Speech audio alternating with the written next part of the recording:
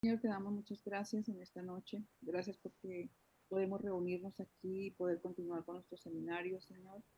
Tú sabes que el anhelo, el deseo profundo de nuestro corazón es ver latinos, hispanos en las naciones, también ver hispanos orando, movilizando, dando y apoyando las misiones, Señor, en todas las naciones. Te damos muchas gracias por Yesilía, Señor. Gracias porque ella está dispuesta y desde Malasia nos puede compartir esta noche. Oramos por una gracia especial del Señor.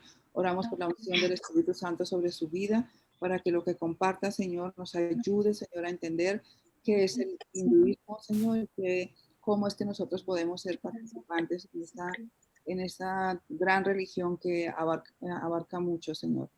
Y gracias, Dios, te bendecimos, te exaltamos y oramos, Padre, que tú estés presente aquí en medio de nosotros en esta noche. Gracias, Dios, en el nombre de Jesús. Amén. Amén. Yeslía, te compartí la pantalla para si quieres hacerlo, pues ya puedes ya, sin problema. Ya, ok. Muchas bendiciones, hermanos. ¿Me escuchan bien? ¿Me oyen bien?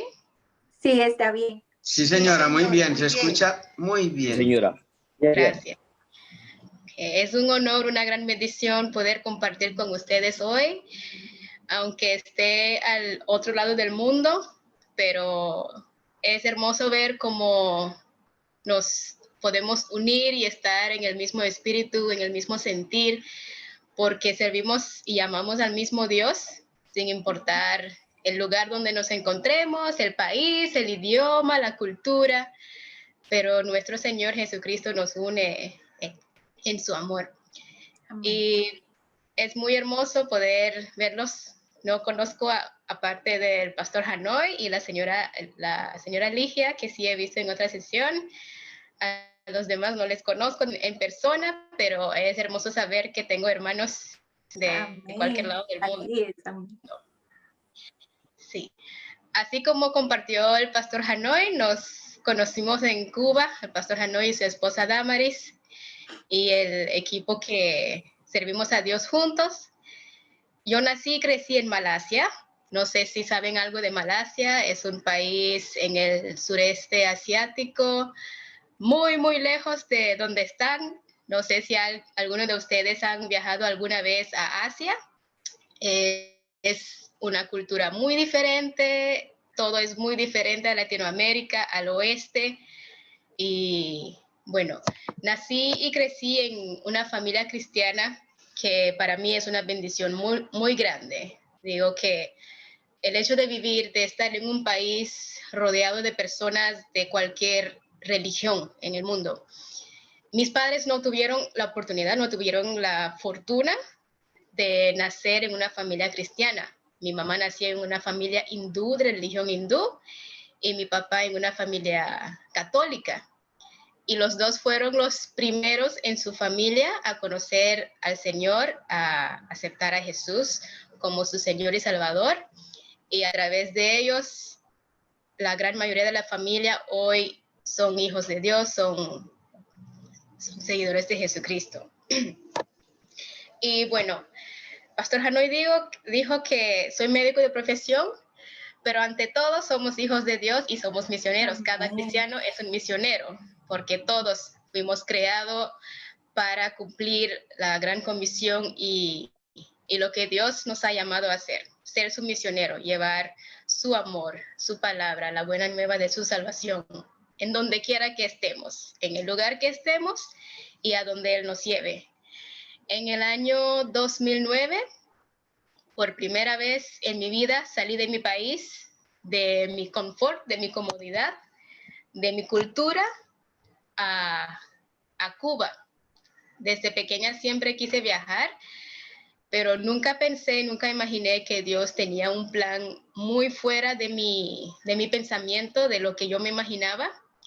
Para mí, yo me iba a Cuba para estudiar medicina, supuestamente, pero Dios tenía otros planes. No solo la medicina, pero más que eso es ser su misionera, es servirle. Fue una oportunidad muy hermosa porque cuando llegué no sabía ni una palabra de español, nada. Solo aprendí a decir sí, no y preguntar dónde está el baño, porque hacía escala en Panamá. Y eso, y todo fue muy diferente. En otras oportunidades pude compartir mis historias interesantes, chistosas, agradables, no tan agradables. Cuenta una, aunque sea. Bueno,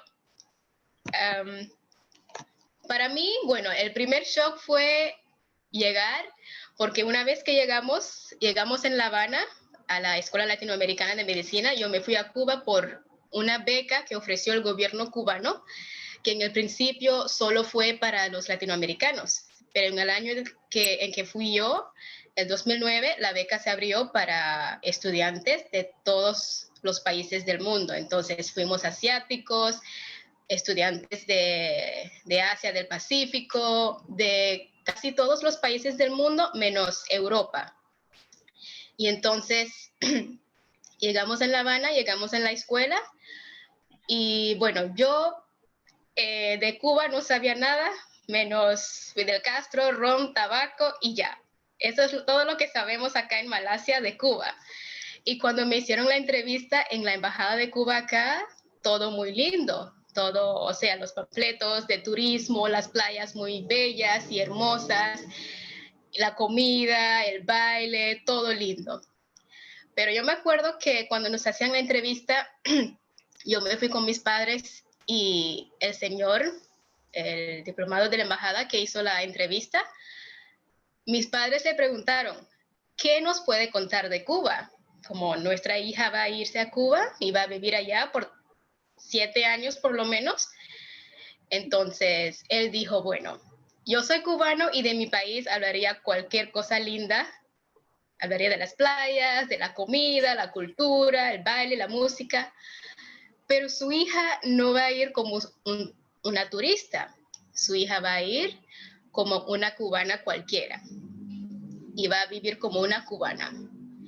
Así que entonces él empezó a contar cosas. O sea, nos dijo cosas como que, o sea, mejor tendría días en que no tenga que comer, que a lo mejor no tenía todas las comodidades que hay en Malasia, no las va a tener en Cuba. Y yo dije, ¿qué tan malo puede ser?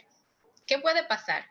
Entonces él empezó a contar muchos detalles y mis padres se le cambiaron la cara. Yo les noté que como que, ¿de verdad te quieres ir? Entonces me miraron y me dijeron, entonces, ¿qué piensas? ¿Quieres seguir?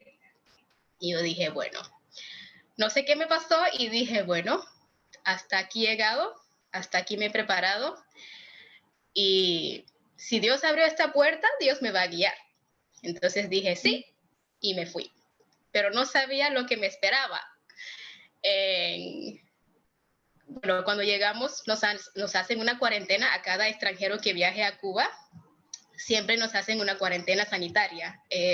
Son 2 semanas de estar encerrados en un edificio, todo el mundo juntos, o sea, todo en camas, o sea, a veces sin colchón ni nada, y los baños hermosos. Bueno, todo lo contrario, a veces no había agua, la comida, yo me acuerdo que la primera comida, yo había viajado casi 3 días y estaba con mucho hambre, y entonces llegué en Cuba como a la 1:30, 2 de la madrugada, y no había nada en el aeropuerto. Yo me asombré porque un aeropuerto principal de un país que no tenía nada, pero igual. Llegamos y el siguiente día, como a las 12, que era hora de almuerzo, y llegaron las instructoras y dijeron, muchachitas, almuerzo, almuerzo. Yo ni sabía que era almuerzo, solo sabía que era comida, que todo el mundo corría con su plato. Entonces yo dije, bueno, hambre. Y fui, pero cuando llegué y vi la comida, dije, no, a esto no voy a comer. Yo me quedo sin comer, pero esto no voy a comer. Fíjense que aquí en Malasia es un país multicultural, y de una cosa que sí los malayos, la gente de Malasia se enorgullece es la comida, porque hay una variedad de comida de todo tipo, comida china, comida hindú, comida de cualquier cosa. Entonces uno crece con tanta comida rica y todo. Pero cuando vi la comida, dije, ¿y esto cómo lo como? Era arroz, frijoles, potaje de frijoles, que aquí no se come frijoles, entonces nunca en mi vida había comido frijoles salados, y era col que metido en vinagre y ya. Y eso era comida. Y yo vi esa comida y dije, ¿cómo lo como? Y tenía tanto hambre, pero no podía. Y ahí empezó mi odisea. Y llegué a Cuba con 65 kilos y ese año, el siguiente año, cuando regresé a la casa, pesaba 53 kilos porque no podía adaptarme con la comida, el idioma, la cultura. O sea, para mí era una broma. A la gente en Cuba, o sea, compartía que para mí fue un campo de concentración. No para mí, para todos los extranjeros que estábamos ahí, porque era muy diferente todo. Pero a pesar de todo, si hay una cosa que sí, si hoy en día amo a Cuba, hasta tengo una bandera de Cuba acá en mi cuarto, no lo puedo mostrar porque está en la pared, no puedo girar la computadora, pero amo a Cuba, amo a la gente de Cuba porque fue en ese país donde Dios me mostró de verdad quién es Él en mi vida. Mi relación con Dios llegó a otro nivel, más profundo, más real. Conocí a Dios como me acuerdo que mi papá, el día que me fui, me dijo, dejándome en el aeropuerto, me dijo, yo soy tu padre, te amo mucho y me gustaría poder estar contigo en cada etapa de tu vida, ayudándote, apoyándote, protegiéndote, pero ya te vas del país, te vas de mi casa, ahora te entrego en las manos de tu Padre Celestial, que Él se encarga de ti. Y así mismo fue Dios, que se encargó de todo, de cada detalle. Nunca me dejó sin amor, sin compañía. Lo que sí fue un abrazo para mí fue conocer a la familia cristiana. Digo que si hay una cosa que nos alienta, que nos conforta, es el hecho de que en cualquier lado del mundo conocer a los hijos de Dios, tenerlos como familia es una gran bendición. Y así fue una de las maneras como conocí al pastor Hanoi, su esposa y los otros hermanos. Y ha sido lindo poder compartir y servir a Dios juntos. Y mira hasta dónde llegamos. Hoy en día estoy en Malasia de nuevo. Regresé el año pasado, en diciembre. Viví en Cuba casi 10 años. Me gradué en 2016. Regresé a Malasia por un año y regresé en 2017 para continuar con la maestría, con la especialidad. Y los últimos años que regresé a Cuba fue el tiempo donde Dios más me confirmó su llamado y su propósito en mi vida. Y para mí fue muy lindo porque no sé si saben algunas características de Cuba. En los primeros 7 años que viví en Cuba, nunca se habló de misiones transculturales, nunca. O sea, las iglesias cubanas eran más bien Cuba para Cuba y todo era las iglesias cubanas. Sí, pero los 2 últimos años, yo me asombré ver a tantas personas que Dios había puesto la pasión y que estaban con esa visión de servir a Dios entre personas de cualquier cultura, en cualquier lado del mundo. El llamado a las misiones transculturales fue algo impactante para mí y para mí fue un honor poder servir a Dios en esa plataforma. Así que, bueno, después me pueden hacer más preguntas si quieren, pero creo que vamos a seguir con la clase hoy.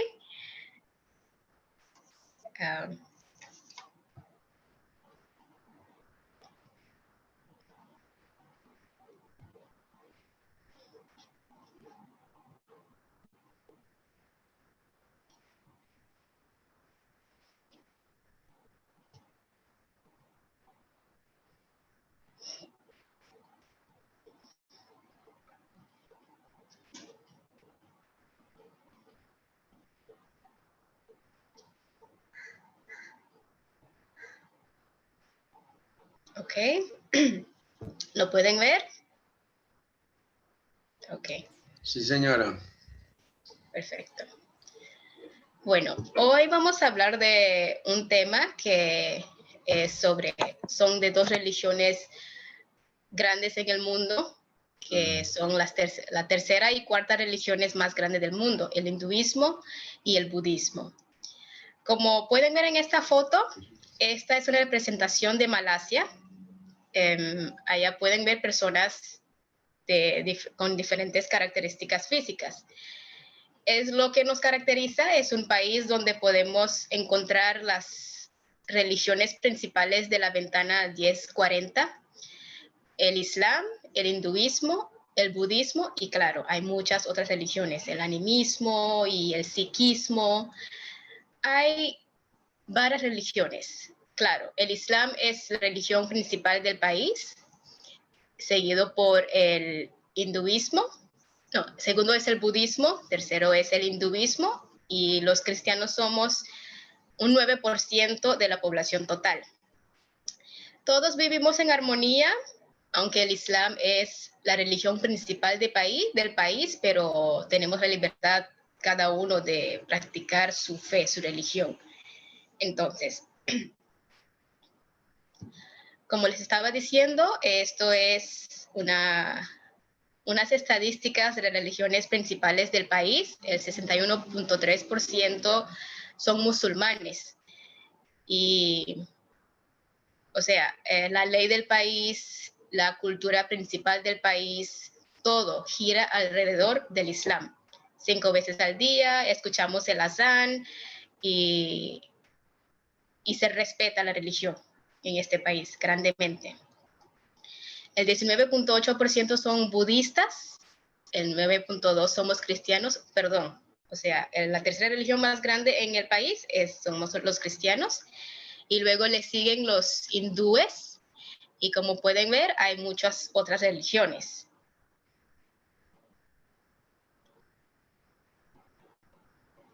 Aquí hay una representación de la ventana 1040. Una distribución de los países donde la mayoría son hindúes y donde la mayoría son budistas. Acá abajo está Malasia. Para los que saben dónde queda Malasia, perfecto. Y para los que no, bueno, les doy la tarea de después de la clase buscar en el mapa. Bueno, no, tranquilo, les voy a mostrar aquí, donde está el mouse. Malasia tiene dos partes, que es Malasia del oeste y Malasia del este. Yo vivo en el oeste, cerca de la capital.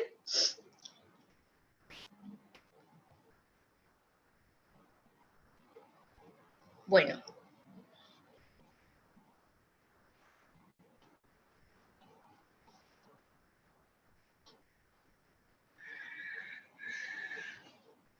Perdón.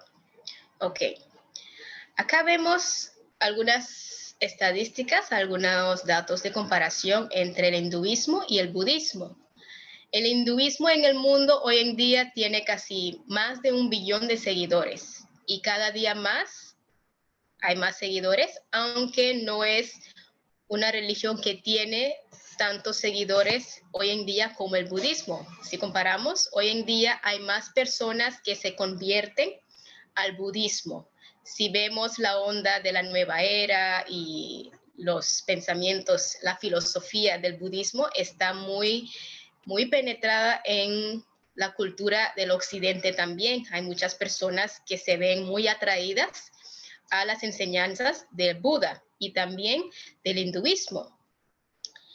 Y los hindúes forman un 15% de la población mundial.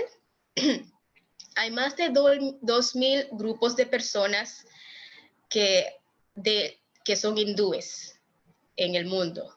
Y de estos grupos de personas, 2.509% forman parte de grupos de personas no alcanzadas, o sea, que nunca han tenido la oportunidad de escuchar de Jesucristo, de que alguien le hable de Jesús, de que alguien le predique.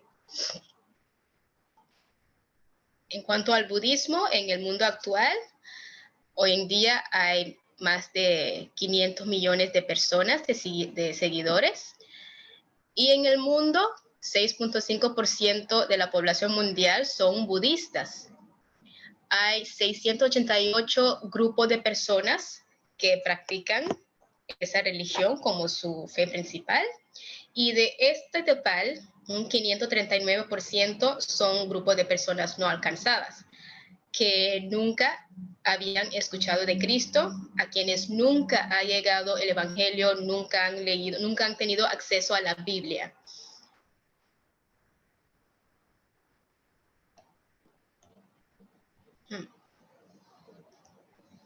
Ok. Entramos en el hinduismo. Bueno, me gustaría que alguien, en palabras muy cortas, me pueda decir qué sabe del hinduismo, algo que sepa, que ha oído. Me gustaría escuchar.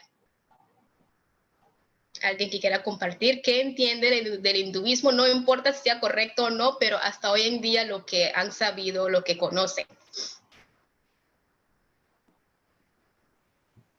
Yo lo único que he escuchado es de que adoran a muchos dioses. Es lo único. Ok. ¿Correcto? ¿Alguien Sí. más? Si no estoy mal, creo que ellos tienen más de 100 millones de dioses. No estoy seguro si es el hinduismo sí, es el hinduismo. Ok. Ok, ¿alguien más?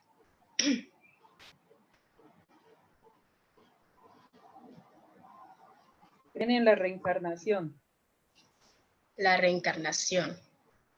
Un asunto muy importante, clave en el hinduismo. Ok, podemos seguir. Vamos a ver si todo lo que dijeron fue real o no. Y sí fue correcto. Tiene mucho que ver con el hinduismo. El hinduismo se conoce como una religión politeísta y a la vez panteísta. ¿Por qué panteísta? Porque ellos, bueno, creen en un ser supremo, que Dios llena todo, un ser supremo que todo lo llena, en todo existe, es eterno, y que a la vez este Dios puede tomar muchas formas, muchos avatares, que puede tomar varias formas, que puede ser un animal, un ser humano, muchas cosas.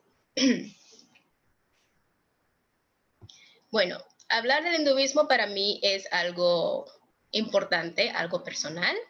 Es hablar de mis ancestros, es hablar de donde Dios redimió a mi familia, es hablar de personas, amigos que amo, con quienes he compartido y crecido juntos. Aquí tenemos fotos de mi abuela y de mi mamá. Como les conté, mi mamá fue la primera en su familia a conocer al Señor. Ella a los 12 años, por primera vez, a través de una escuela dominical en una iglesia, conoció al Señor Jesucristo y entregó su vida a Cristo. La familia de mi mamá eran hindúes, de religión hindú. Como vemos que los hindúes tienen, que para ellos Dios llena todo y Dios puede tomar muchas formas, en la familia de mi mamá más bien adoraban a sus ancestros.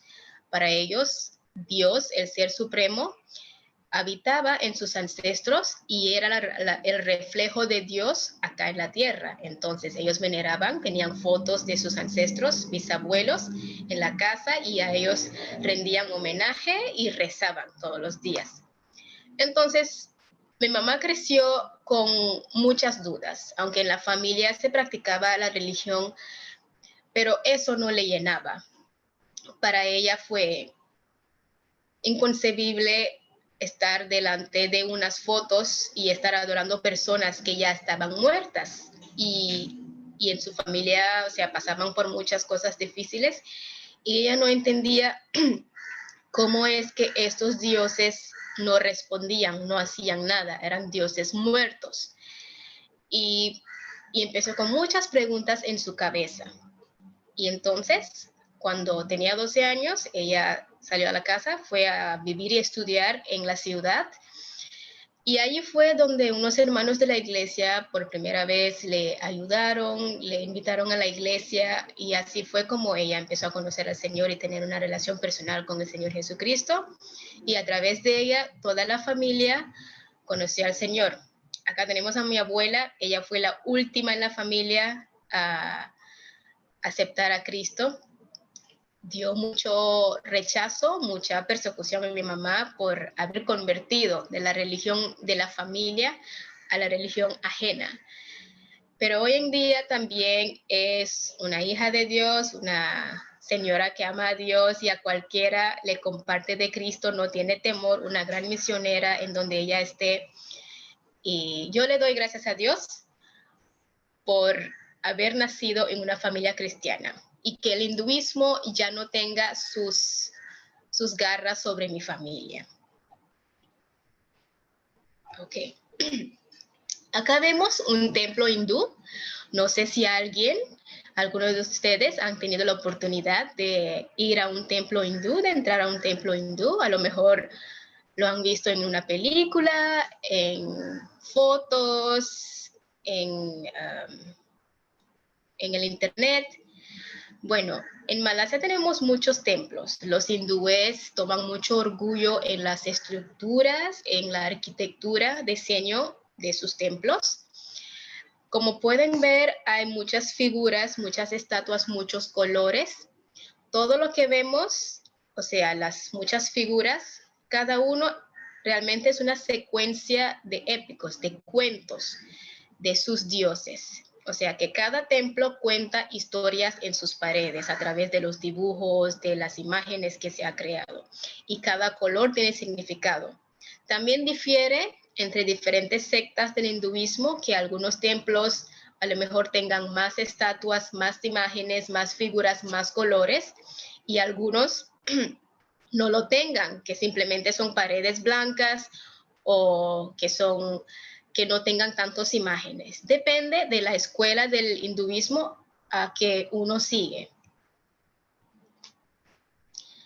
Como habíamos visto, en el mundo hay más de 1 billón de seguidores y el 95% de los hindúes viven en la India. Es la tercera religión más grande en el mundo. Que los hindúes dicen que es la religión más antigua en el mundo. ¿Y cómo se originó este nombre? En la India, anteriormente, antes de que se dio el nombre del hinduismo como tal, los habitantes de la India que se concentraban en la valle del Indus, ellos ya tenían su práctica, las prácticas védicas, o sea, tenían su libro sagrado que era la Veda, que habían sacerdotes, personas que más bien se llamaban yogis, que se entregaban a hacer meditación, entrar en trance, tener comunicación con sus dioses. Y estas personas ya tenían sus prácticas, sus rituales religiosas. Entonces, cuando los persos invadían a la India, a estas personas que vivían en el valle del Indus, le dieron nombre como Indus, Sindhu.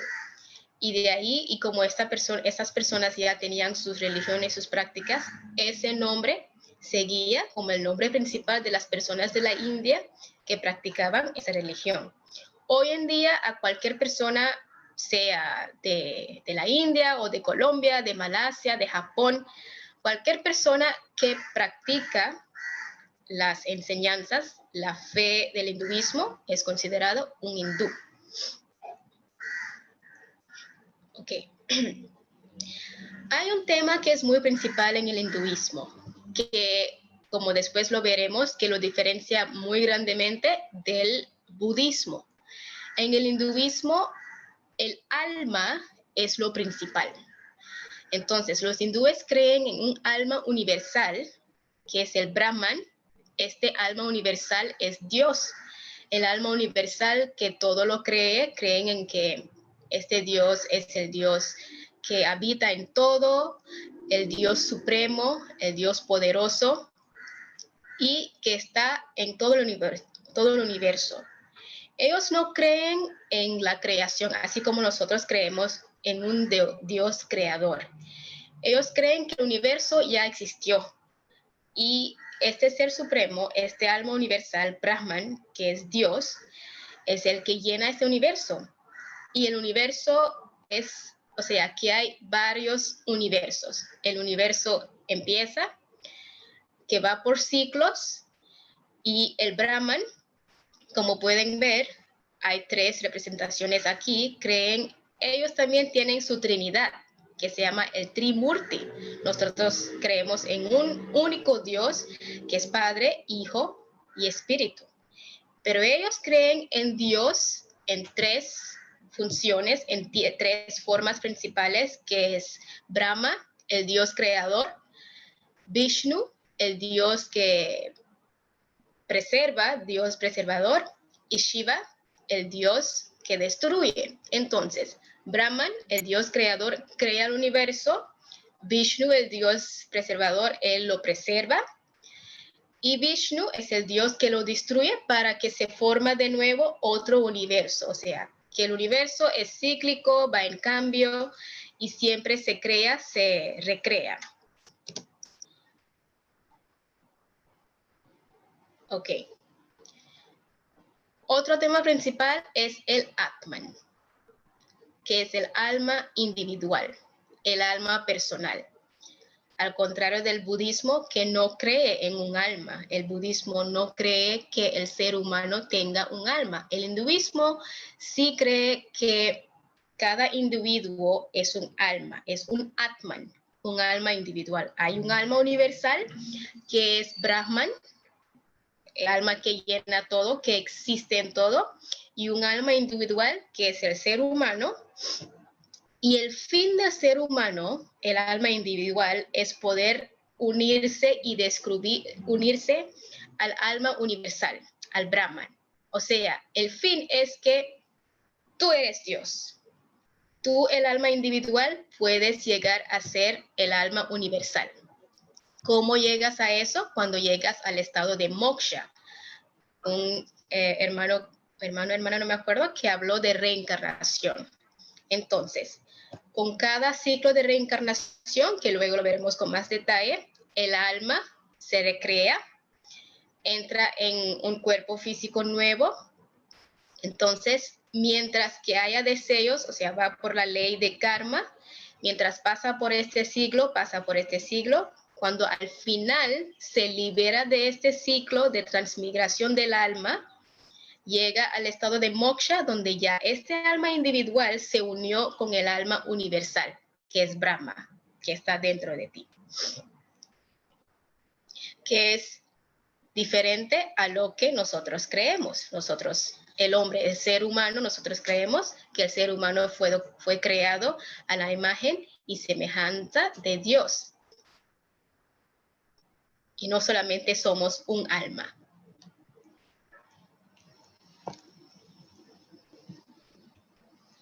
Ok. Hablamos de algunos puntos importantes en esta religión, que es el principal, el primero es la ley del karma. Los hindúes creen del karma. Me gustaría preguntar, o sea, a lo mejor ustedes han escuchado mucho este tema. Incluso acá en Malasia se habla mucho de karma. Cuando yo estuve en Cuba, muchas personas hablan de karma, pasa algo malo y dicen, el karma. Y me gustaría saber, ¿alguien me puede decir qué es lo que entiende por karma? Que, digamos, yo hago algo malo y el universo, bueno, como estamos hablando de esa religión, el universo me va a hacer algo malo a mí. Yo hago algo malo, pero si hago algo bueno, el universo en sí me va a hacer algo bueno a mí. Hermano, no escucho bien. Creo que se cortó. ¿Me escucha? Okay. No escucho. Sí, se Listo. escucha. ¿Puedes repetir, Josman? Que el karma es que, digamos, yo hago algo malo y el universo me va a hacer algo malo a mí. Pero si hago algo bueno, el universo me va a hacer algo bueno a mí. Eso era lo que había dicho. Ok, perfecto. ¿Alguien más? ¿Una persona más? ¿Qué es lo que entiende por karma? Sí, el karma tiene relación con llevar como una culpa, como llevar un castigo, algo malo. Sí, correcto. Ok. Han dicho, han dado sus opiniones, sus definiciones que son correctas. Bueno, en el hinduismo, como vemos que lo principal es el alma, que el alma va transmigrando en cada nacimiento. Entonces, ¿qué es lo que decide la forma en que toma un alma en este nacimiento y en el otro? Es el karma, como dijo el hermano. Si yo hago algo bien, el universo me recompensa con algo bien. Si hago algo mal, el universo me recompensa con algo malo. Bueno, los hindúes creen mucho en las acciones. No existe que somos salvos por la fe o por la gracia. El término de gracia, de misericordia, de fe, únicamente no va con el hinduismo. Ya estamos viendo las diferencias que hay con el cristianismo. Entonces, lo que es importante son las acciones. Entonces, los hindúes creen, si en este nacimiento yo soy una persona buena, hago buenos actos, mi servicio hacia Dios son buenas cosas, si ayudo a las otras personas, si hago bien mi trabajo, si hago actos de caridad, entonces mi alma, cuando pasa por esta vida, termina este ciclo y cuando se renace en el otro nacimiento, mi alma toma una forma física buena. A lo mejor si en este nacimiento soy una mendiga, una persona que no tiene mucho dinero, que no tengo lujos, pero entonces hago cosas buenas, hago buenos actos, entonces mi alma renace en el otro nacimiento, a lo mejor en una persona con mucho dinero o una persona con mucha influencia en la sociedad. Y así. Y si al contrario hago cosas malas, entonces en el otro nacimiento mi alma toma una forma física de algo malo. Entonces, como vemos, esa es la ley del karma. Lo que se siembra es lo que uno ciega. Ajá. Y la ley de samsara, que es la transmigración del alma. El samsara es esto, de que el alma transmigra en ciclos de un nacimiento al otro y que el fin de esta transmigración del alma, como había dicho en el principio, es que el alma individual, el Atman, llega en unión al alma universal, al Brahman, que ya ese alma encontró a Dios dentro de sí mismo. Y entonces cuando llega a este estado, ya no pasa más por la transmigración del alma, ya se acabó con el samsara, ya la ley del karma no tiene efecto sobre esta persona, porque ya llegó al estado máximo que se llama moksha, que es liberación de la ley del karma y del ciclo de samsara. ¿Ok? Entonces, como vimos, la doctrina de la reencarnación. Nosotros creemos que una vez que se termina la vida en el mundo, o sea, todo enfrentamos a Dios y hay una vida después de la muerte. Esto no termina así. Los hindúes creen en que, o sea, uno se reencarna y esta reencarnación puede tomar años, siglos, dependiendo de la ley del karma que está sobre uno, y que solo termina cuando una persona llega al estado de moksha. Entonces, según el hinduismo, ¿cuáles son los objetivos de la vida? El dharma. El Dharma es un término que también se menciona, se practica en la religión, en el budismo. De hecho, hay religiones dármicas, las religiones que tienen sus dharmas, que son el hinduismo, el budismo, el jainismo, que en el hinduismo el dharma es la buena conducta y ética que conlleva al desarrollo espiritual, que el ser humano debe tener buena conducta, su ética debe ser correcta. El segundo objetivo es el artha, que es prosperidad material, que el ser humano debe trabajar y debe adquirir prosperidad material. El tercer objetivo es kama, que es el placer. El ser humano debe disfrutar de todos los placeres de la vida. Y la moksha, que es, como habíamos visto, el estado final, que es la liberación del samsara, que es la autorrealización, donde el alma individual ya llegó en unión con el alma universal, que ya llegó al estado de Dios en sí mismo. Entonces, como la moksha es el fin de la vida del alma, ¿cómo es que un hindú puede llegar al estado de moksha? Es a través de yoga. El término yoga es algo que hemos escuchado mucho. Hoy en día yoga es algo muy famoso. Mucha gente quiere practicar yoga, la gente lo ve como un deporte, como un ejercicio, como algo cool, como algo exótico.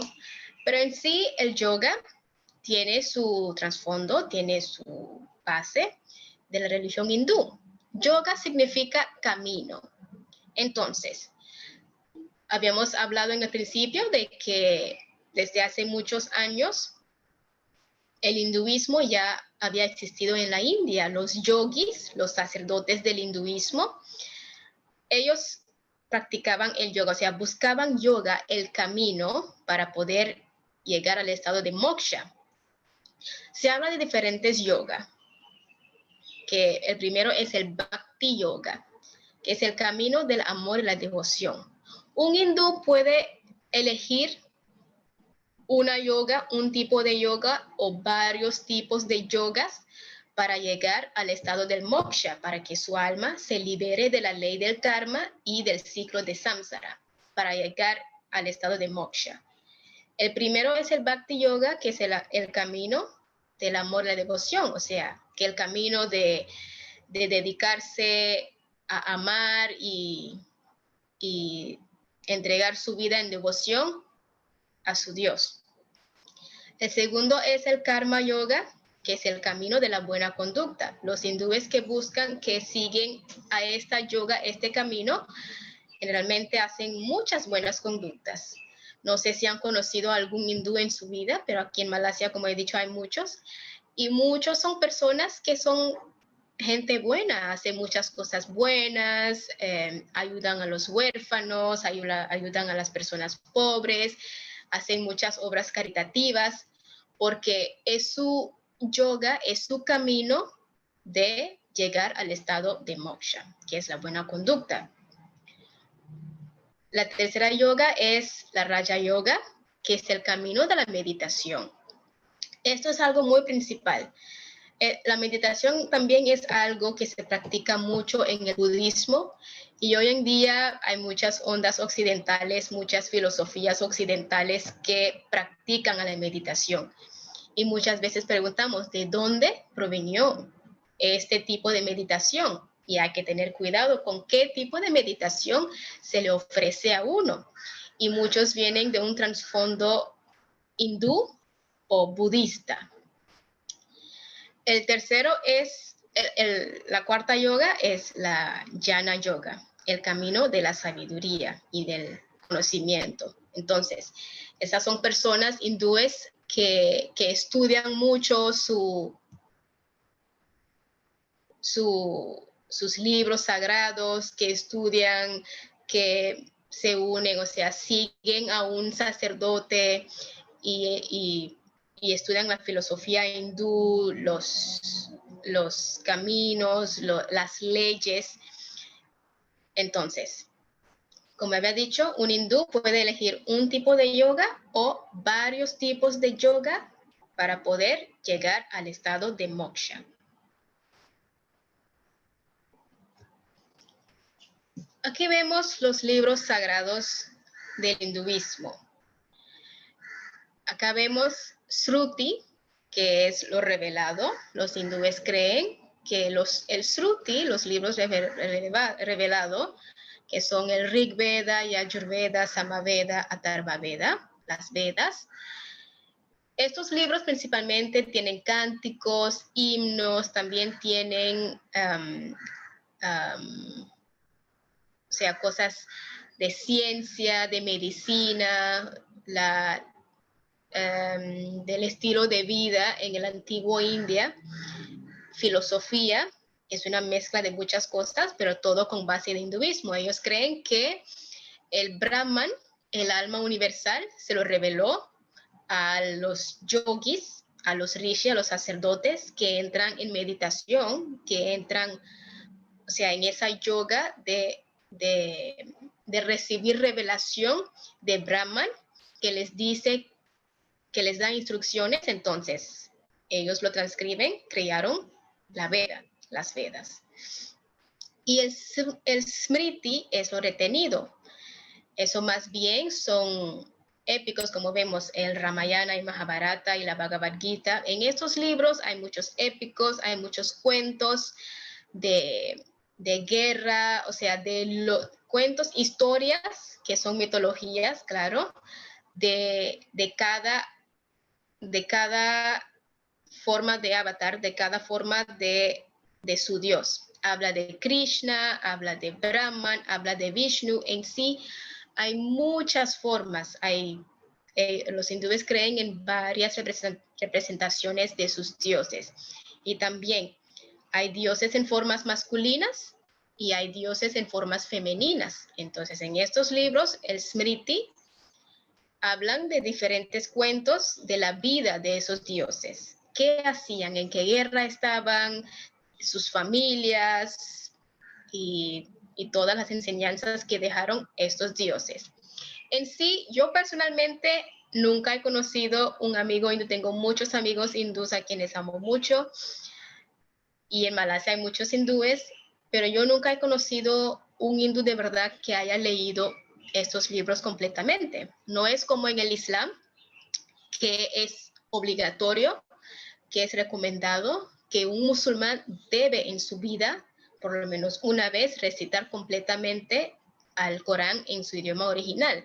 Pero al hindú no es un requisito, él no lo tiene que hacer. De hecho, muchos ni saben qué están escritos en estos libros. Solo siguen el hinduismo porque nacieron en una familia hindú y se le ha sido heredado en generación a generación. Y salirse de esa práctica de la familia puede conllevar muchas consecuencias desagradables. Entonces, muchos eligen estar, o sea, solo por el hecho de seguir en fraternidad con la familia, de ser aceptado en su comunidad, siguen a la religión, los rituales, pero no saben qué mismo es.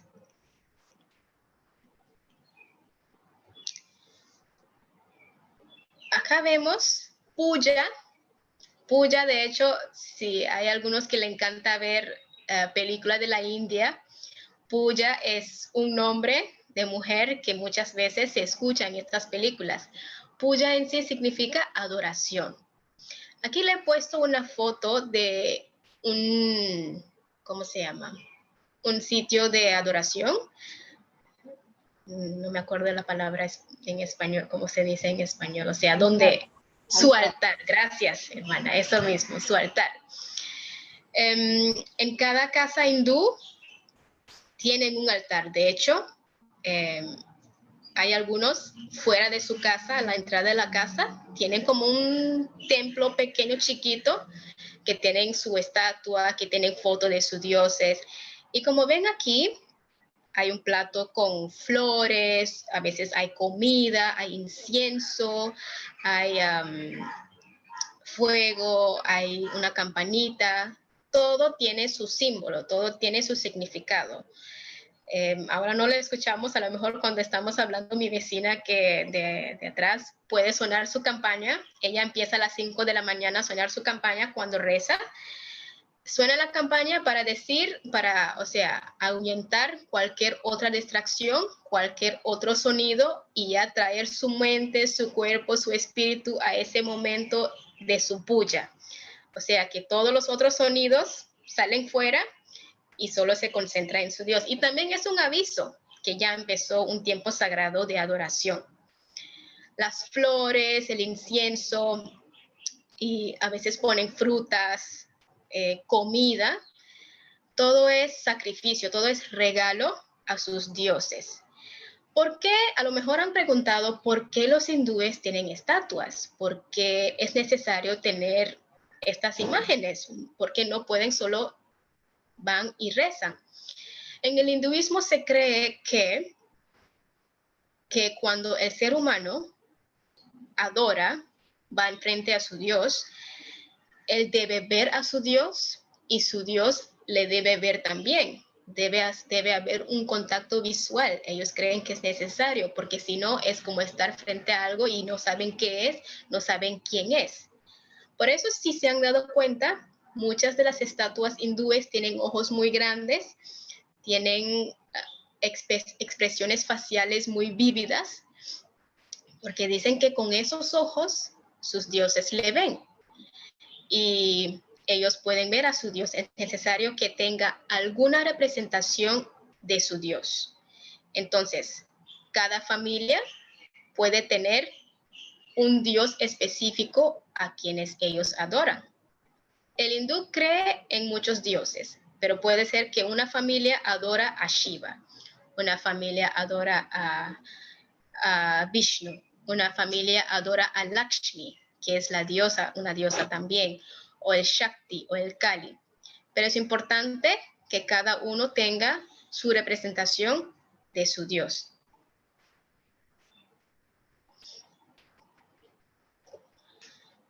Vamos a ver algunos símbolos importantes en el hinduismo. Ok. Vamos a ver un símbolo que es muy famoso, que es la tilaka. Cuando yo primera vez llegué a Cuba, muchas personas, esa fue la pregunta principal. Me vieron la cara de una hindú y preguntaron, ¿y por qué tú no tienes la cosita en tu frente? Porque yo tenía otras amigas que eran hindúes y sí tenían la tilaka y yo no lo tenía. Y era una cosa que sí diferenciaba. Me gustaría preguntar, ¿alguien sabe qué significa la tilaka? Si es algo cultural o algo religioso. Es una pregunta. ¿Alguien quiere contestar? Pues yo creo que es algo que los identifica a ellos con sus dioses o con su creencia, ¿no? Exacto. Yo pienso que es algo también de la cultura, por lo que veo que hay como que diferentes formas. Algunos tienen como circulito y otros tienen otras formitas. Ok. ¿Alguien más? Ok. Bueno, la tilaka en sí tiene un trasfondo religioso. Entonces, ¿qué significa la tilaka? Bueno, los hindúes creen en varios puntos de energía en su cuerpo, que se llama chakra. Entonces, una chakra principal está aquí, entre los ojos, en la frente. Y también se han visto que hay muchos dioses hindúes que tienen un tercer ojo. Este concepto de tercer ojo se practica en otras religiones y creencias en el mundo también, o sea, que hay un trasfondo espiritual muy grande en esto. Entonces, ellos creen que cuando ponen la tilaka, la frente, traen en unión a todas las energías de su cuerpo y se abre el tercer ojo, que es el ojo que todo lo ve, ¿ya? Y entonces cuando se abre ese ojo, ese tercer ojo, el ser humano adquiere un estado de iluminación total, un estado donde se acerca más a la unión con Brahman, ¿ya? ¿Y por qué hay diferentes formas? Depende de la secta, depende de la denominación del hinduismo a que uno sigue. Y como dijo, bueno, la hermana dijo que es algo cultural. Bueno, en diferentes partes de la India, los hindúes tienen diferentes tipos de tilaka también. Y los seguidores de diferentes dioses tienen también sus diferentes tipos de tilaka. Los seguidores de Krishna tienen otro tipo de tilaka, o sea, la forma. Algunos horizontales, algunos verticales, algunos en color blanco, algunos amarillo. Todo difiere, pero el significado es uno. En la mujer hay una diferencia principal, donde la mujer casada sí la utiliza en el color rojo y la mujer soltera, no casada, la utiliza en el color negro. Eso sí, diferencia entre la mujer casada y la mujer no casada. Hoy en día, más bien, ya se toma como algo de moda, como de fashion. Vemos a los artistas del occidente que lo utilizan también. Hay muchos que les llama la atención como algo exótico y hay diferentes diseños, dibujos, colores. Pero siempre tengamos en cuenta que su trasfondo, su significado viene del hinduismo, de esa base. Otro símbolo es el Om. Si ven en cada casa hindú, templo hindú, si ven una película hindú, cuando empieza la película también ponen este símbolo, se muestra. ¿Qué es el Om? El Om también es un símbolo que se utiliza en el budismo. Los hindúes creen que el Om es la primera letra de la creación, de lo que se existió. Y el Om significa el ciclo de la vida, el nacimiento, la vida y la muerte, el ciclo de la vida. El Om cuando rezan, cuando repiten sus mantras, sus oraciones, dicen Om para empezar una mantra, para terminar una mantra, entre mantras.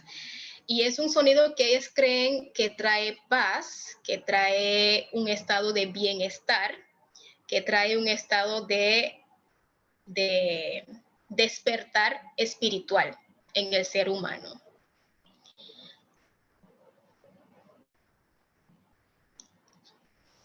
Otro símbolo interesante es la suástica. Aquí vemos la suástica, que es del hinduismo.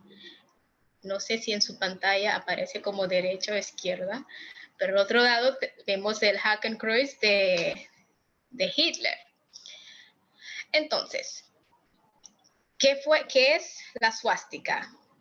La suástica y la savástica. La suástica es la que donde sus cruces mira hacia la derecha y la savástica es del lado contrario, a la izquierda.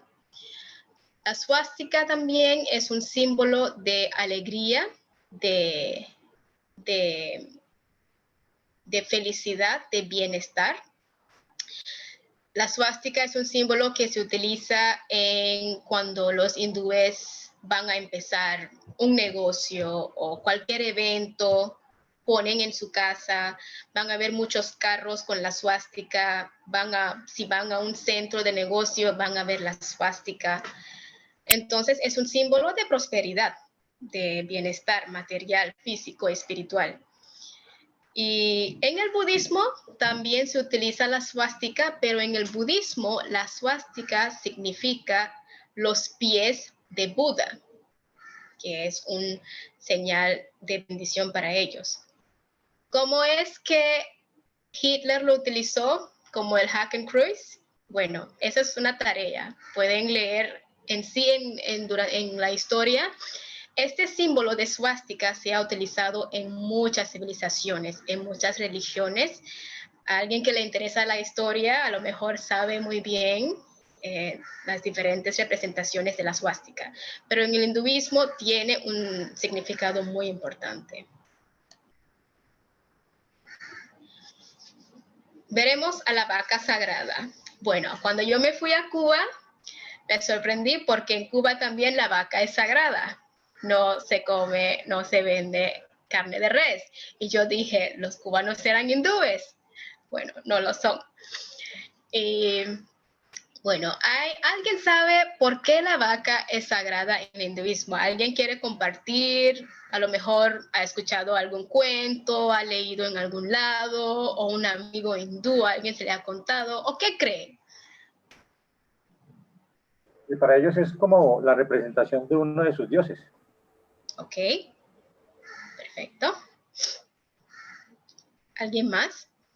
Para ellos es sagrada, es como un dios más, ya que según ellos es la que transporta un dios o algo parecido. Bien. Ok. Es sagrada como lo son algunos otros animales porque creen que en el proceso de reencarnación un familiar puede estar ahí representado, o sea, puede haber reencarnado como vaca. En otras aldeas adorar las serpientes o las ratas porque creen eso mismo también, pero para ese animal en específico. Exacto, correcto. Todos han dado respuestas correctas. En sí hay muchas creencias, hay muchas filosofías, hay muchas explicaciones de por qué la vaca es sagrada. Lo que han dicho los tres hermanos son correctos. El hermano dijo que para ellos es representación de un dios. Otro hermano dijo que uno de sus dioses utilizó a la vaca como su vehículo para transportarse. Y la hermana dijo que también es una forma en que se puede reencarnar un dios o un familiar o alguien. En sí, en el hinduismo, cada ser viviente, animal, planta, todo puede ser un dios, según la ley de reencarnación. A lo mejor en este nacimiento uno es una vaca, y si hizo algo malo, su karma es mala, entonces cuando transmigra su alma y renace, nació como, digamos, un sapo o una rata, así, o en una planta, lo que sea, puede ser cualquier cosa. Entonces, para las personas que sí lo creen, por eso, por ejemplo, muchos hindúes no matan a ningún animal, porque creen que puede ser una representación de un dios o un ser, un familiar o un amigo que se haya reencarnado en ese animal, entonces no lo matan o no lo comen. Por eso también muchos hindúes son vegetarianos también. El vegetarianismo en sí es el hinduismo tradicional sí exhorta a que los hindúes sean vegetarianos, porque creen que el tipo de comida que coma uno influye en su estado espiritual, en su mente. O sea, comida sana, mente sana, alma sana, es lo que creen ellos. Entonces dicen que mientras uno sea vegetariano, esa comida es muy sana y mente sana, alma sana. Ahora, ¿qué es el cuento de la vaca entonces? Bueno, uno principal es que, como vimos en los libros sagrados, en el Mahabharata, hay un cuento, una mitología, que en una época había una sequía muy grande en el universo, en el mundo. Entonces, que la Tierra se reencarnó, tomó forma de una vaca por el mandato de uno de sus dioses. Entonces, la tierra tomó forma de una vaca y empezó a alimentar a los seres humanos a través de su leche. Entonces, creen que la vaca es como la madre tierra, es el sustento de la vida. Y también creen que Krishna utilizó a uno de los dioses, utilizó a la vaca como su vehículo para transportarse, se llamaba Nandi. Y entonces, en fin, también creen que diferentes dioses se hayan reencarnado como una vaca, diferentes yogis, diferentes sacerdotes se hayan reencarnado en una vaca Pero lo principal salió de ese cuento en la Mahabharata, donde en esa época de gran sequía, la madre tierra tomó forma de una vaca y alimentó a toda la tierra. Entonces, ayudó a la humanidad, ayudó a los seres vivientes, por eso es sagrada.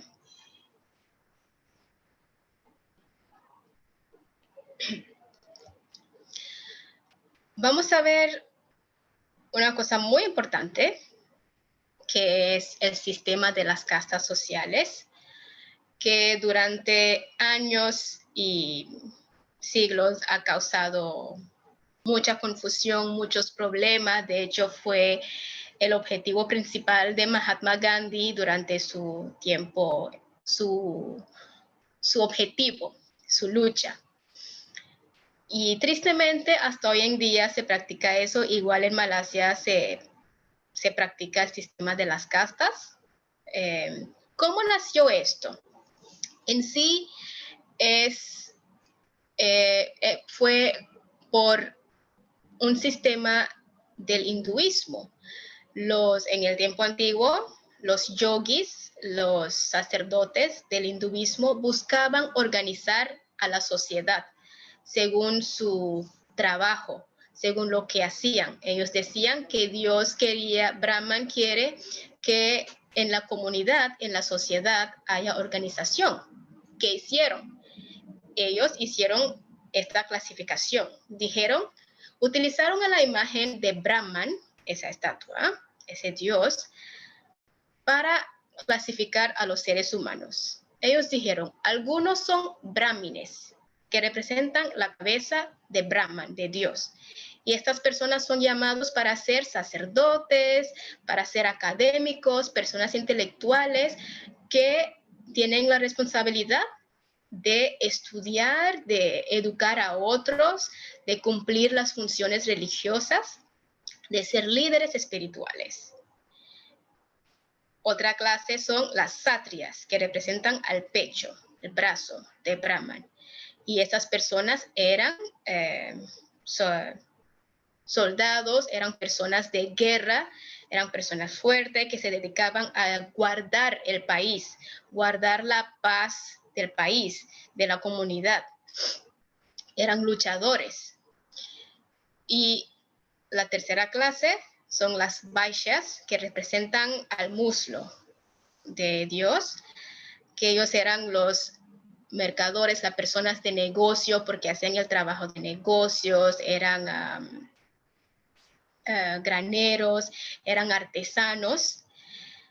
La cuarta clase son las shudras, que son personas que hacían obras manuales, otras cosas. Podían ser carpinteros, podían ser mecánicos, otros. O sea, que las shudras servían a los tres castas altas, a los brahmines, a los satrias y las vaishyas. Ahora, hay otra clase que son los dalits. Como podemos ver en esta foto, no entra en ninguna parte del cuerpo de Brahman. ¿Por qué? Porque creen que estos dalites son los intocables, que ellos no merecen formar parte del cuerpo de Dios. Ellos hacen el trabajo sucio de limpiar calles, de limpiar baños, de hacer todos los trabajos sucios. Por eso son los intocables. Ellos tienen la obligación de servir a todas las otras clases. En el hinduismo, este sistema de casta fue muy importante. Y los dalits se sentían rechazados porque no entraban en ninguna parte del cuerpo de Dios, que no tenían parte en la religión. Por eso si leemos la historia de los misioneros que llegaban a la India,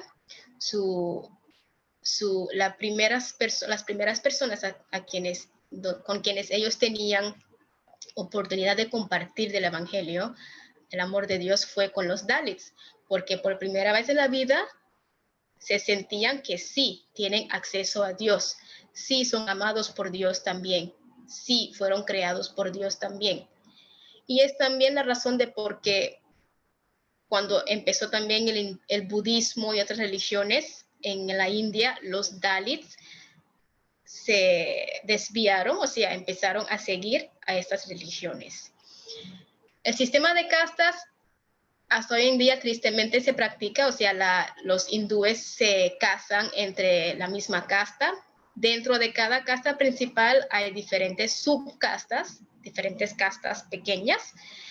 Y cuando un hindú se quiere casar desde su nacimiento, ya su casta es predeterminado porque nació en esto, en una familia, y a la hora de buscar su pareja, de casarse, tiene que ser de la misma casta, leen la astrología, y son muchas cosas que pasan.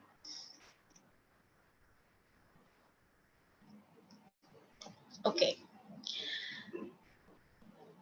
En lo principal, hay una frase en el hinduismo. Como hemos visto, o sea, el hinduismo tiene un ser supremo, el Brahman, que todo lo llena, el alma universal, y ellos creen que hay muchas maneras de llegar a Brahman, del estado de moksha, de que un alma individual llegue a unión en su alma universal. Ellos creen en la verdad. Hay una frase muy importante, clave en el hinduismo, que dice que la verdad es única, pero los sabios la conocen por varios caminos. Que es todo lo contrario a lo que Jesús nos dijo, que Jesús dice, yo soy la vida, yo soy la verdad, yo soy el camino, el único. Y nuestro objetivo es ayudar a nuestros hermanos hindúes ver que la verdad sí es única y no hay muchos caminos. El único camino es Jesucristo. Y es uno de los desafíos que enfrentamos a la hora de compartir el amor de Dios, el evangelio a un hindú. Les conté que mis padres son pastores. Aquí no puse fotos, pero mi papá es pastor de una iglesia donde el 95% de los miembros son de trasfondo hindú, que vienen de un trasfondo hindú. Y muchas veces es difícil poder mostrarle que, mira, sí hay un Dios creador, no es un alma universal nada más. Y no es que haya muchos caminos. Dios no toma forma de una estatua, de un animal. Dios es Jesucristo. De hecho, el hinduismo es una religión que aboga a la inclusividad, que todo lo incluye, como les dije. Cada hindú puede elegir a cualquier cosa a que represente a su Dios. No es raro, de hecho, puede que sea que vayan a una casa hindú y ven una foto de Jesucristo, o ven una foto de Buda, o ven una cruz, pero son hindúes. Pero ellos han elegido que su camino a llegar a la verdad, su camino de llegar a ese estado de moksha, es ver a esa foto de Jesús como su Dios, o esa cruz como su Dios. Ese es su camino que él eligió. No es el único camino, ni es que vea a Jesús como su Dios. Entonces es más bien un trabajo, una transformación mental, espiritual, que el Espíritu Santo hace en cada hindú para que pueda llegar al conocimiento de verdadero Dios. Bueno, terminamos con el hinduismo. Son muchas cosas, hay muchas cosas más, pero no nos da tiempo para hablar más. A lo mejor en otra oportunidad podemos compartir. No sé si vamos a hacer las preguntas ahora o dejamos para el último cuando terminamos el budismo, para poder continuar, para poder seguir. Sí, nos quedaría, son las 8:15 y nos quedaría, bueno, ya deberíamos haber terminado, porque es 1 hora de clase y 30 minutos de preguntas. Entonces, no sé si 5 minutos no va a poder terminar o dejar todo en hinduismo y que hagan preguntas. Pero, bueno, una sugerencia, si al menos nos das una idea, porque como se parece mucho el budismo con el hinduismo en algunos aspectos, al menos como esas diferencias, lo que creo que ya mencionaste algunas, nada más unos minutitos y a ver si alcanzamos unas preguntas. Ok, perfecto. En sí, vamos a ir rapidito con el budismo, que en sí, como habíamos visto, hay muchas semejanzas. De hecho, Buda nació en la frontera de la India con Nepal, que antes de que existió el budismo, en esas partes del mundo se practicaba el hinduismo. Entonces, muchas enseñanzas de Buda, de hecho, la ley de karma, samsara, dharma, la reencarnación, bueno, no creen en reencarnación, pero hay muchas cosas que se asemejan, pero les voy a mencionar las diferencias principales. Ya habíamos visto eso. Estas son la distribución del budismo principal. Los países principales que practican el budismo son China, Japón, India, Sri Lanka, Tailandia, Vietnam. Y bueno, en el budismo lo principal son las 3 joyas del budismo. La primera joya es el Buda. Lo clave, lo primero que debemos diferenciar al budismo del hinduismo es que el budismo no cree en un ser supremo, no cree en un Dios. No existe un Dios en el budismo. No hay necesidad de creer en un Dios creador o un Dios que todo lo llena, que un Dios que cuida, que sana, que da vida, que un Dios no determina el destino del ser humano, un Dios no castiga. Dios no tiene función en la vida de un budista.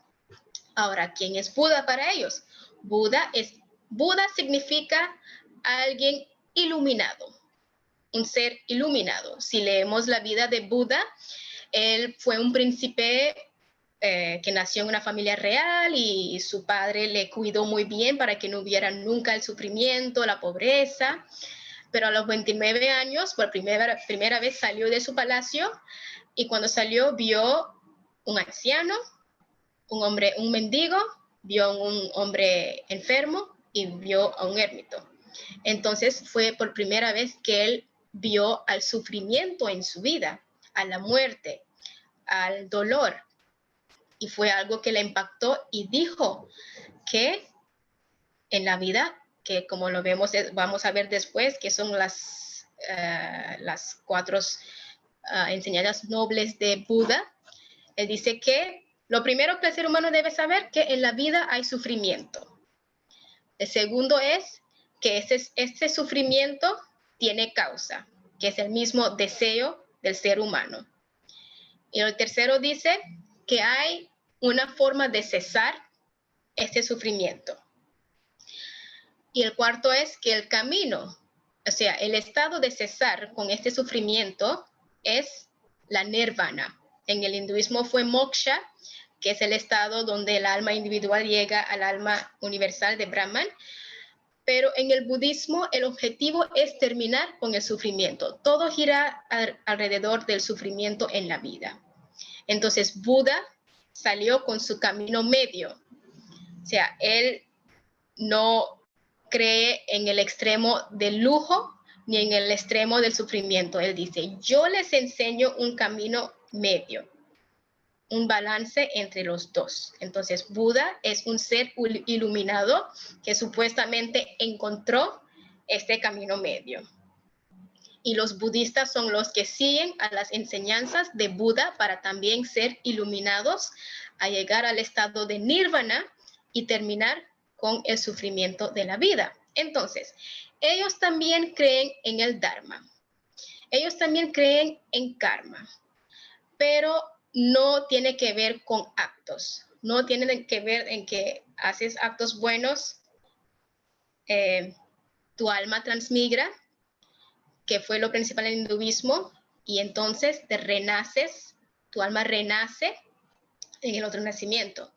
En el budismo, como no hay alma, no creen en el alma, el ser humano es solo una entidad vacía que tiene pensamientos, tiene experiencias y eso es lo que se transmite a través de la vida. Sus pensamientos, sus vibras, sus energías.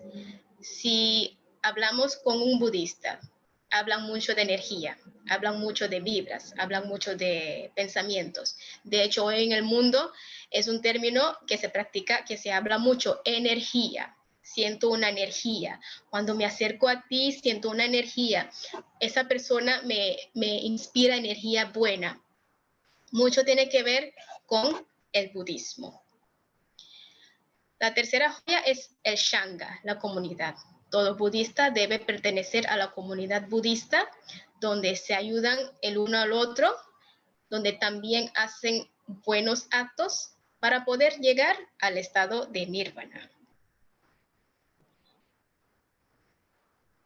Ahora, vimos que Buda dijo que hay una manera de llegar al estado de nirvana, que es terminar con sufrimiento, terminar con ese ciclo. ¿Y cómo es? Él enseñó el camino del noble octuple sendero, que son el recto pensamiento, recta intención, el recto discurso, la recta conducta, rectos medios de vida, recto esfuerzo, recta atención y recta concentración. Bueno, si al final vemos, Dios, Jesucristo nos ha dejado su palabra que nos enseña todo, que ya nos ha dado la palabra de Dios, nos deja una guía muy claro, muy perfecto de cómo vivir la vida, cómo nuestro fin es llegar a la vida eterna que Dios nos ofrece para poder estar con Él. Pero el budismo es mucho de buenas filosofías y los budistas deben seguir el noble octuple sendero para poder llegar al estado de nirvana. Como vimos, la meditación es algo muy clave en el budismo. Ellos creen que cuando ellos meditan, para el hindú, meditar era un tipo de yoga donde le lleva en unión a su alma individual con su alma universal, que es el Brahman, y que pueden llegar al estado de moksha. En el budismo también la meditación lleva a un budista al estado de nirvana, donde se termina todo sufrimiento, pero no creen en eso del alma en unión con Dios, como no hay Dios. Lo que ellos creen es que a través de meditación sacan fuera toda la energía mala, pueden concentrar su pensamiento en lo bueno. Ellos creen que todo está dentro de uno. Los buenos pensamientos, los buenos actos, la buena energía. Ellos creen que tú eres dueño de tu propio destino. Como no hay Dios, que Dios creador o Dios que determina, que Dios un Dios de propósito o de planes, ellos creen que el ser humano determina su propio destino. Entonces, como vives tu vida, como piensas tus pensamientos, como son tus intenciones, tu conducta, tu meditación, tu atención, tu esfuerzo, eso determina cómo llegas al estado de nirvana y terminas con el sufrimiento en la vida. Bueno, aquí hay algunos puentes al Evangelio que podemos utilizar, utilizando, o sea, las claves del budismo y cómo podemos utilizar la palabra de Dios para poder llegar a ellos. No nos da tiempo para ir con todos, pero les voy a dejar la diapositiva y pueden leerlo después. Eso es a grandes rasgos del budismo. No sé si quieren hacer preguntas. Pueden hacer preguntas. Bueno, para mí, digamos, una pregunta es, digamos, ¿cuál es el fin? O sea, ¿ellos en qué creen de cuál es el fin que ellos esperan? ¿Cuál es? ¿Los budistas? Uh-huh. Bueno, el fin que ellos esperan es terminar con el sufrimiento, con dolor, con cosas, o sea, el sufrimiento que es dukkha en sánscrito. Sufrimiento no es solamente físico, para ellos sufrimiento puede ser una enfermedad, puede ser un estado mental, un estado emocional, pobreza, todo eso es sufrimiento. Y el fin de su vida es terminar con sufrimiento. No es estar con un Dios, no es liberar su alma, nada, como no creen eso, es terminar con el sufrimiento. O sea, es terminar con el sufrimiento, lo que yo entiendo es terminar con el sufrimiento mientras están aquí en vida, pero ya después de la muerte para ellos no hay nada. Exacto. Entonces, para ellos terminar con sufrimiento es ya llegaron al nirvana, que ya ellos llegan a ser un ser iluminado, como Buda. Buda dijo que él enseña el camino. De hecho, los budistas creen que antes del Buda, de este Buda que conocemos, habían otros Budas. Buda no es un nombre, es un término que significa el iluminado. Y también creen que pueden haber otros Budas. El pastor Hanoi puede ser un Buda. Yo puedo ser un Buda. Mientras sea un ser iluminado que llegue al estado. Tengo que bajar de peso para que no me confunda con un Buda. Sí, y así, es llegar al estado de ser iluminado. El estado de ser iluminado es que ya uno haya encontrado el camino medio para terminar con sufrimiento de esta vida. Gracias.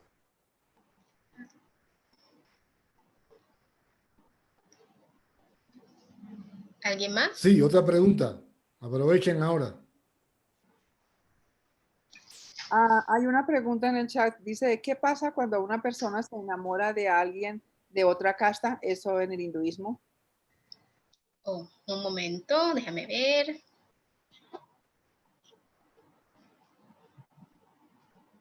Algo pasó con mi pantalla. Ok. A ver, ¿cómo es la pregunta? No veo el chat. ¿Qué pasa cuando una persona se enamora de alguien de otra casta? Ok. Ok, bueno, ¿qué pasa?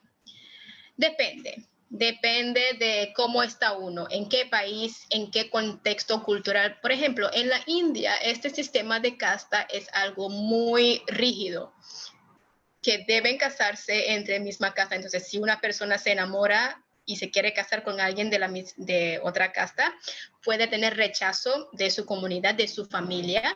Algunos hasta pueden enfrentar la muerte, porque ¿cómo es posible que te enamores o te cases con una persona que no es de tu misma casta?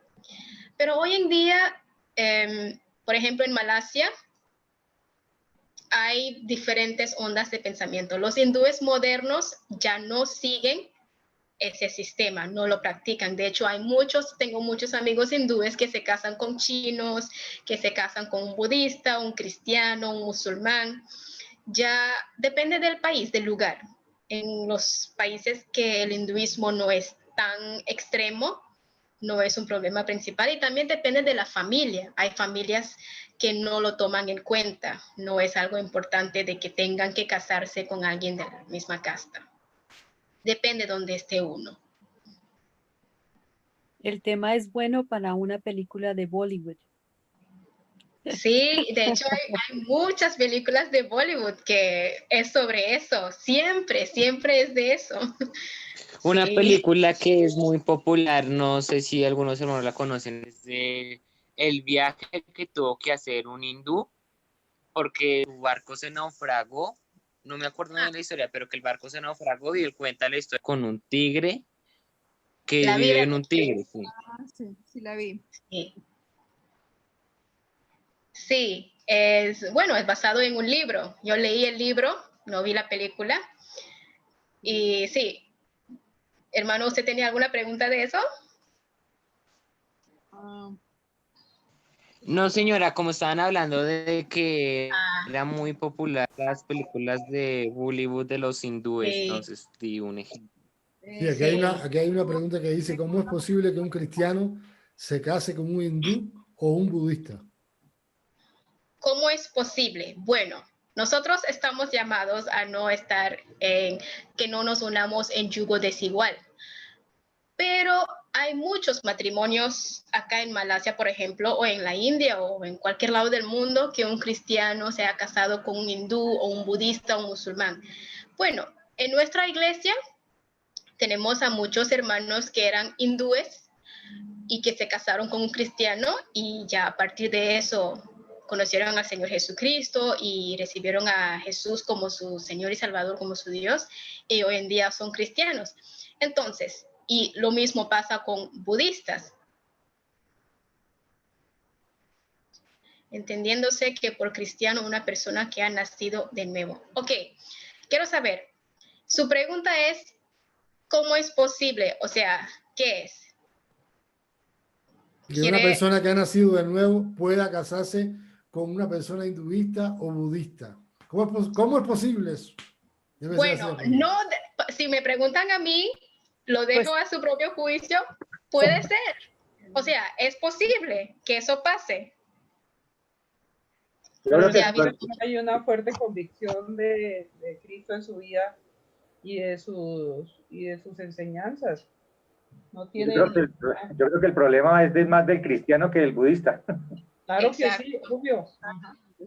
Sí, y siempre va a haber problemas. Conozco muchas familias, muchos matrimonios, amigos cristianos, o sea, cristianos nacidos de nuevo, no cristinos, que se hayan enamorado o casado con un hindú o budista, y eso ha traído muchos problemas en cualquier nivel, espiritualmente, emocionalmente, en las familias. Es difícil. Yo creo que también nos ayuda a entender que, por ejemplo, en nuestro contexto hay muchos cristianos que se casan con católicos, ¿sí? Sí. Pero, por ejemplo, si estás del otro lado del mundo, pues la mayoría de las personas o son hinduistas o son budistas. Entonces no vas a encontrar un católico para casarte precisamente, ¿sí? Sino que va a haber una persona que es hindú o que es budista, y esas cosas suceden, esas cosas en las mejores familias. Entonces, ¿cómo es posible? Pues bueno, sí es posible. Es posible. Entonces, así como un cristiano de este lado se casa con un católico, pues del otro lado del mundo un cristiano se puede casar con un budista o un hinduista o un musulmán. Entonces tenemos amigos que sus hijas, pues no había muchachos cristianos y las casaron con musulmanes, no había muchacho cristiano para darlas en casamiento. Sí. Esas cosas suceden y son más normales de lo que nosotros pensamos, yo pienso. Exactamente. Es decir, suceden más de lo que nosotros pensaríamos o nos gustaría que sucediera. Pero en un caso donde una familia no encuentra ningún muchacho cristiano para casar a su hija y ya la tiene que casar, pues la va a casar con quien encuentra. Exacto. Y también como hay muchos hindúes o budistas que o sea, que son personas buenas, o sea, de conducta, de personalidad, no son malas personas. Y uno puede enamorarse de esa persona buena, porque de hecho, tristemente, hay muchos hindúes o budistas que por su actitud tienen mejor conducta que uno que se llame ser cristiano, tristemente. Y entonces, como dice la hermana, es algo muy común ver que un cristiano se case con un hindú o un budista por eso. De hecho, tengo muchos amigos hindúes o budistas que son muy buena gente, tienen un corazón hermoso, lindo, o igual musulmanes, pero la diferencia es que no tienen a Cristo. La única diferencia, o sea, lo que nos diferencia. Un pequeño detalle. Pero muy importante. Una pregunta en el chat. Dice, una pregunta. Jesucristo. No sé si los hinduistas o los budistas, ¿quién hizo la pregunta? Marco, si nos puedes explicar un poquito a qué se refiere tu pregunta. Quiero hacer una pregunta acerca de lo que pues siempre he preguntado a los misioneros, allá es difícil la extensión del evangelio, porque por ejemplo, porque por ejemplo cuando hablamos con la de Turquía, se decía que porque en Turquía, digamos, la mayoría son una sola doctrina, ¿cierto? Una sola religión. Pero en este lugar donde son miles de doctrinas, de dioses, digo yo que es más difícil convencer a una persona a que que si lleguen a los pies de Cristo. Ok, bueno, es cierto. Bueno, yo les había comentado en el principio que si estamos hablando de Malasia, que lo mismo pasa en muchos países asiáticos. Por ejemplo, en este país el idioma oficial es el Islam, pero también hay hindúes, hay budistas, hay personas que practican el sikhismo, el taoísmo, el confucianismo, religiones indígenas, animismo.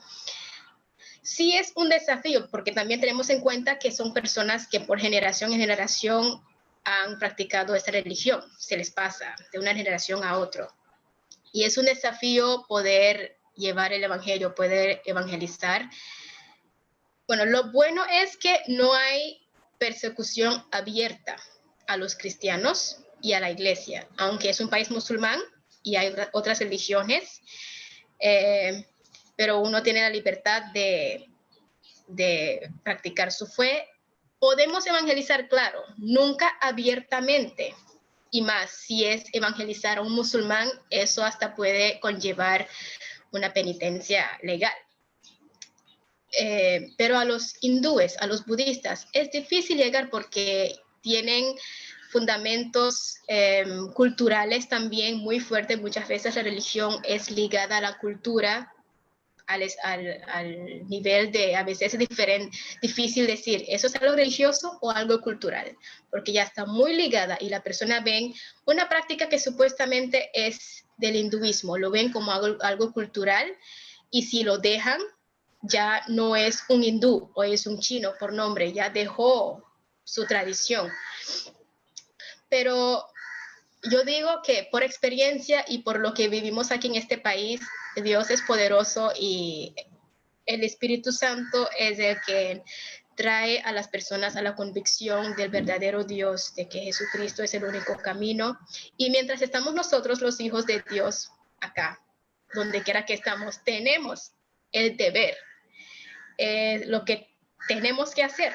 No podemos negarlo, no podemos dejar de lado en nuestro trabajo, con nuestros vecinos, aunque sea algo de una persona a otra persona. Cada palabra, cada conducta refleja a Cristo en nosotros y las personas lo miran, notan la diferencia y quieren saber más, y eso abre una puerta, y a través de nuestras vivencias, experiencias, y compartimos la palabra, conocemos, reconocemos cuáles son las debilidades de su religión, de sus creencias, o sea, los puentes que podemos utilizar para poder compartir a Cristo con ellos. Y aunque sea difícil, pero lo hacemos. Hoy en día hay muchas iglesias en Malasia que sus miembros vienen de un trasfondo hindú o budista o del sikhismo, de muchas otras cosas. Muchas gracias. Hay una pregunta más, no sé si Marcos la quiere. Sí, lo que estabas diciendo tú, Ligia. Sí, él puso aquí una pregunta, dice, ¿qué piensan de Jesucristo? Marcos, ¿quiere decir acerca de los budistas o los hinduistas? Para que ya se conteste la pregunta. Él puso, por ejemplo, cuando se les comparte el evangelio, ¿qué piensan o si han escuchado de Jesús? Él añadió su pregunta, un poco la extendió ahí un poquito más. ¿Qué piensan, o sea, qué piensan de Jesús? Sí, exactamente, ¿qué piensan de Jesús? Bueno, yo les decía que en el hinduismo se cree que hay muchas maneras de llegar a Dios, llegar al estado de moksha, y que Dios toma mucha representación, hay muchos caminos de llegar a la verdad. Algunos hindúes y budistas ven a Jesús como un profeta. Algunos budistas ven a Jesús como un ser iluminado también, como un tipo de Buda. Muchos hindúes ven a Jesús como un avatar de su Dios, de Brahman. De hecho, en los textos hindús sí lo hablan. Y así muchos creen que fue un líder religioso, fue un profeta, fue un maestro. Tienen diferentes pensamientos de quién es Jesús. Pero el hecho de llegar a reconocer que Jesús es Dios es el problema más grande, principalmente porque sus religiones, el budista no cree en un Dios. Entonces, ¿cómo yo le digo que Jesús es Dios? Le es muy difícil creer que hay un Dios y que Jesús es Dios. Un budista cree que cualquier manera me puede llegar a Dios, me puede llevar a mi estado de moksha. Entonces, ¿por qué tengo que únicamente creer que Jesús es el único camino, es el único Dios? Son algunas cosas que creen. Ok, hay otra pregunta. Están preguntando si alguna persona se convierte al evangelio del budismo, del hinduismo, si tienen alguna pena de muerte. Bueno, aquí en Malasia no. No es, por ejemplo, en la India puede pasar. Aquí en Malasia abiertamente no hay pena de muerte. Ahora, si es un musulmán es otra cosa, puede ser. Pero un budista o un hinduista no, o sea, la ley del país en sí no conlleva una pena de muerte. Ahora puede que eso pase dentro de su comunidad, dentro de su familia, que le rechacen. Conozco más bien casos de suicida, porque uno se convirtió al evangelio y su familia le rechazó muchísimo o su comunidad le rechazó. Entonces, eso le ha conllevado al suicidio, cosas así. Pero en sí, pena de muerte, la ley del país no lo conlleva y la ley de su religión tampoco. En sí dice que no te puedes convertir. No, Okay. de hecho, no creen en la palabra conversión. Oh. Y también hay otra, dice una pregunta más, habla acerca de qué conocimiento o entendimiento será el hermano Daniel, si la quiere aclarar mejor, tiene en el hinduismo se tiene de la Biblia. ¿Qué piensan de la Biblia? Ok. ¿Qué conocimiento tienen los hinduistas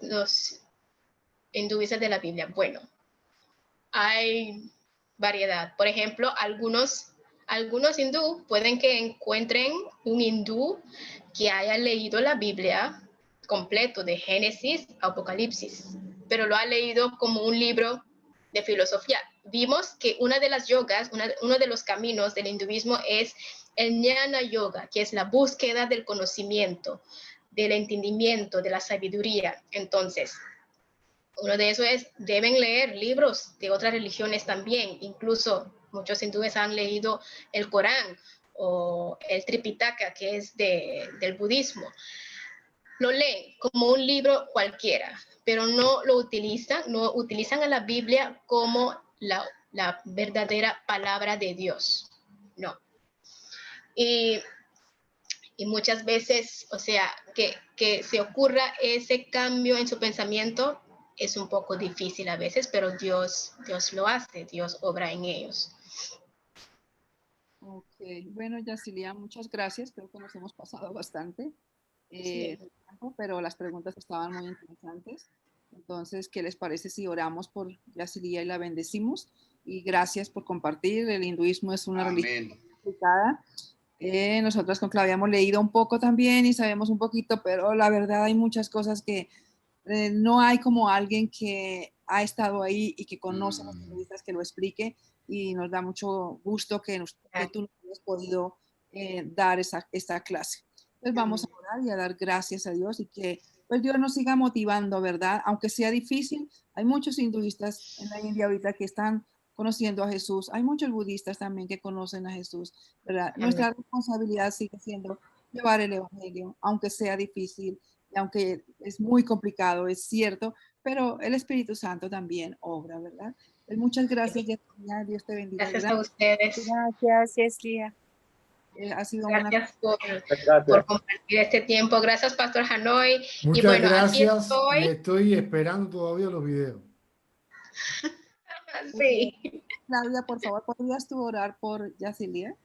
Yesilia. Ok, vamos a orar por Yesilia, por esta mujer tan hermosa que nos ha compartido hoy. Hemos tenido una maestra de lujo. Yo creo que todos aún nos ha ayudado mucho, ¿cierto?, a entender un poquito más.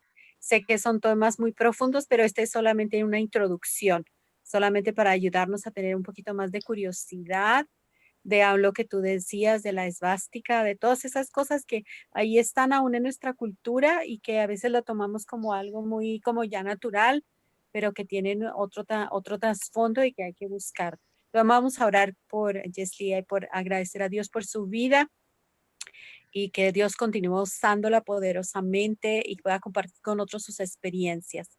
Señor, bendecimos a Yeslia esta noche.